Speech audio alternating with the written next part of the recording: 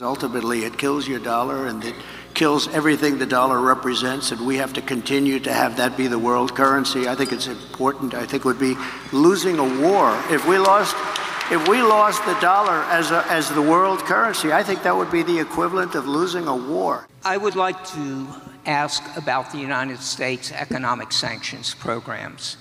These programs have been used, as you well know, to advance our national security interests, our foreign policy objectives, but they also have economic implications.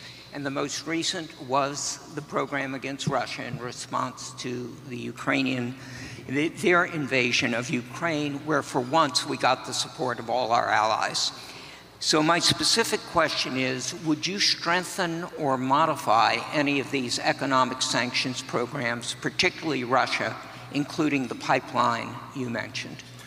Well, it's a great question. The problem with what we have with sanctions, and I was a user of sanctions, but I'd put them on and take them off as quickly as possible, because ultimately it kills your dollar and it kills everything the dollar represents, and we have to continue to have that be the world currency. I think it's important. I think it would be losing a war. If we lost the dollar as the world currency, I think that would be the equivalent of losing a war. That would make us a third world country, and we can't let it happen. So I use sanctions very powerfully against countries that deserve it, and then I take them off. Because look, you're losing Iran, you're losing Russia. China is out there trying to get their currency to be the dominant currency, as you know better than anybody. All of these things are happening. You're losing so many countries because there's so much conflict with all of these countries that you're going to lose that, and we can't lose that. So I want to use sanctions as little as possible. One of the things that we have with tariffs is that I'll say to them, you don't honor the dollar as your world currency. Is that right? You're not going to do it? No, we're not. I said, that's okay. I'm going to put tariffs all over your product. And they're going to say, sir, we'd love to honor the dollar as the world currency. You know, tariffs, in addition to monetary and the money that we'll take in, which will be bigger than you've ever seen in this country before, gives you tremendous political power for something like that, as an example. I stopped wars with the threat of tariffs. I stopped wars with two countries that mattered a lot. A lot of people would have been killed. And I threatened tariffs coming into the United States if they don't make peace. And we made a lot of, we didn't have conflicts like you have right now. We had very intelligent people. But the biggest threat you have is you lose that currency, and we have lost something that you'll never get back.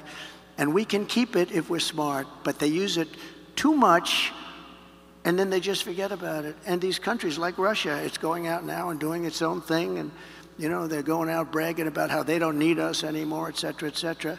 The sad part about Russia is that Ukraine would have never happened if I was president, so we wouldn't really have to be talking about sanctions, but it did happen. And one of the things I'm going to do, a little bit relevant to your question, is if we win, I believe I can settle that war while I'm president-elect. Before I ever get into office, I can get that war settled and get that war stopped, because it's a horrible, horrible war. And far more people are killed in Ukraine, far more people than you're realizing. They'll knock down this massive building, amazing, the size of these buildings, they'll knock it down. They'll say nobody was injured. No, a lot of people were killed.